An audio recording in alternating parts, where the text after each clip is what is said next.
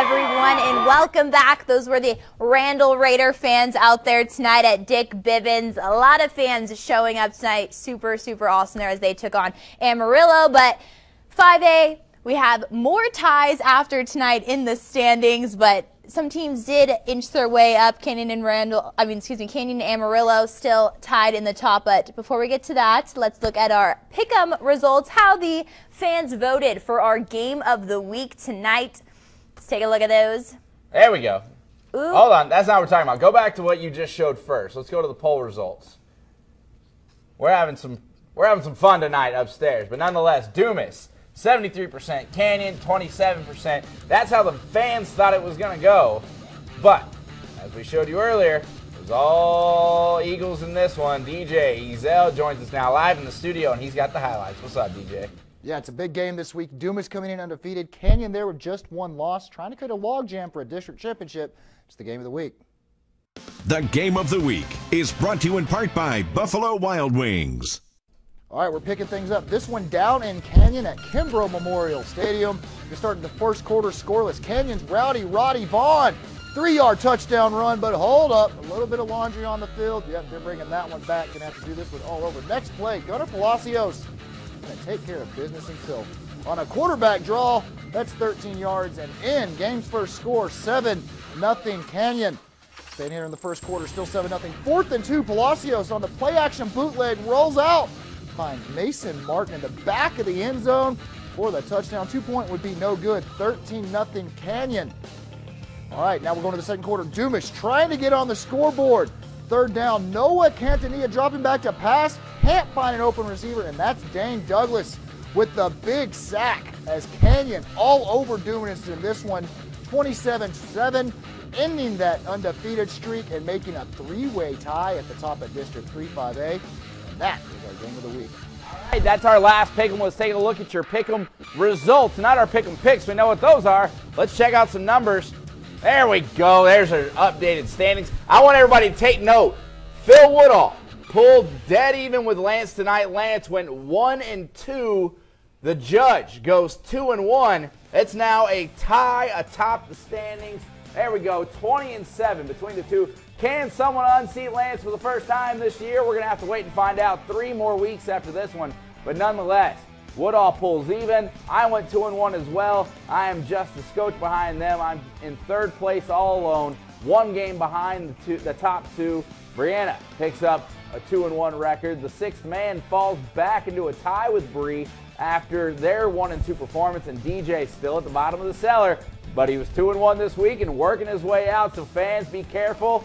The DJ man is all hot on your heels as we continue our way through this pick'em season. Week 9 is in the books now. For our pick'em results, we still got a long way to go with our highlights the rest of the way, but nonetheless, that's your Week 9 pick'em results. We'll get you up to date next week. Big win tonight, though. Phil, glad to see you top. Lance, no hate towards you, man, but you've been straight dominating so far.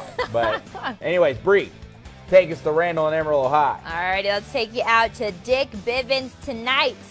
And in the first quarter, let me tell you, Randall came out hungry tonight. Landon Nix links up with Kobe Wood for the 30-yard touchdown score. Randall going up on top, 7-0. Amarillo, yeah, they're going to answer right back. It's Nathan Betts. You can bet on him any day, folks. He runs to the outside and slides into the end zone to tie up the game at 7. Then second quarter here, more from the Sandies. Reagan Hill, he hooks up with Slater Wolfkill for the 16-yard touchdown pass. Sandies cruising 14-7. And now, this is my favorite play. Look at it, Nix. He's going to hit Kobe Wood, but Max Marshock makes him pay for it. And then look at the celebration. Just doing his little dance. We're going to watch again. Yeah, hitch kick. Hiya. The next play, Nix.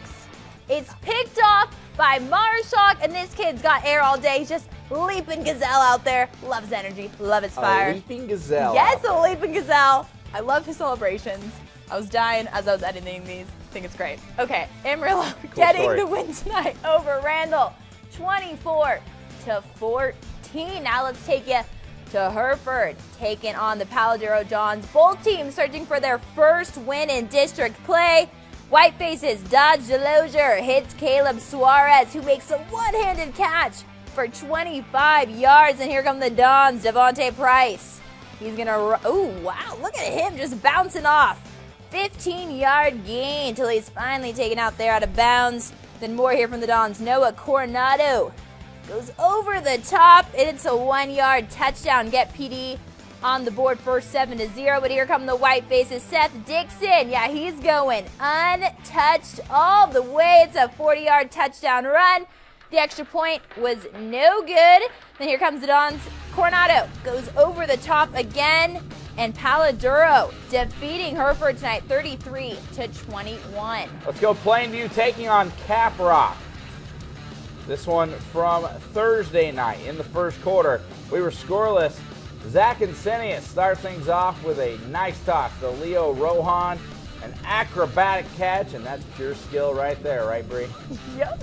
She even wrote it in the script. In Plainview's possession, A.J. Marquez recovers the ball for Caprock after a bad snap for the Bulldogs.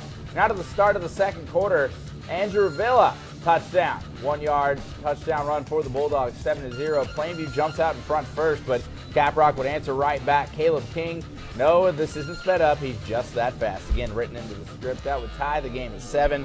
Caprock goes on to get the win, 28-24. They improve to 3-2 in district play. So a nice win for the Caprock Longhorns as they are now 3-2 in district action. And they have sole possession of 4th place right now in the district at 3-2, while Dumas, Canyon, and Amarillo High are all tied now at 4-1. Yeah, and Caprock earlier in the week too, Dan Sherwood was saying, you know, with their loss to Dumas, I asked, you know, what can they improve on? They said they got to give Caleb King the ball more to run it, and he certainly did that. We saw the wheels. We saw the wheels. Mm-hmm. That was pretty nice. Yeah, but definitely the standings getting more tight. Canyon, Amarillo, as you said, Dumas all tied for first place with that lost night from the Demons. So things getting interesting. That's right. And, you know, Dumas still has some tough teams ahead of them. Same with Canyon and Amarillo High. This could, you know, they're all tied right now, but that could be completely different next week and the week after that. Remember, 2 weeks left in district play.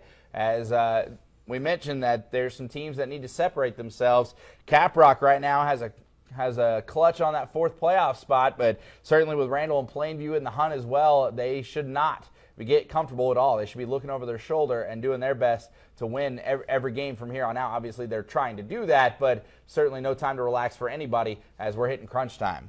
Yeah, and definitely congratulations, too, for the Paladuro program for Chris Fisher, his first district win there with the team. So Hereford's still searching for that win, but hopefully they can get it. We still got a couple more games left. A lot of good football left to be played.